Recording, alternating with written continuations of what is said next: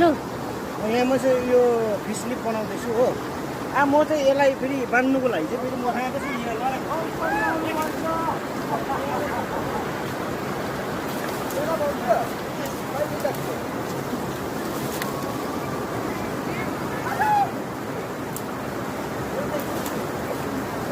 अब यसले चाहिँ बान्नुपर्छ। यो चाहिँ तामाको मुन्टा हो। यसको लहरा चाहिँ दामी हुन्छ। यो जल्दैन कि यसलाई चाहिँ यसरी कस्नुपर्छ।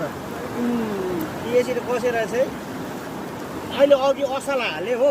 यो चाहिँ यो असला हो। यो चाहिँ बुदुना। अब खोलामा आउँदा आउँदा अब सिकेको अब दाजुहरूले सिकाएको होइन।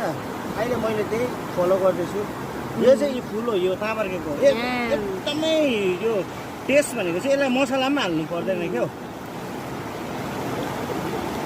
यस्तो दामी बनिन्छ कि यो। यसलाई अलिकति यो भित्र हाल्नु चाहिँ यसरी साह्रो पर्छ क्या। एकपल्ट हालेपछि चाहिँ भइहाल्यो। दुईटा भयो है।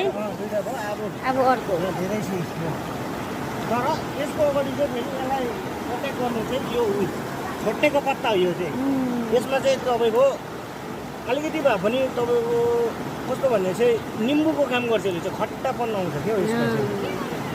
अन्त यो चाहिँ यसले चाहिँ प्रोटेक्ट गर्छ। यो चाहिँ भनेको यसले जल्नु चाहिँ दिँदैन। यो चाहिँ यति दामी हुन्छ कि अम्लिसोको पत्ता।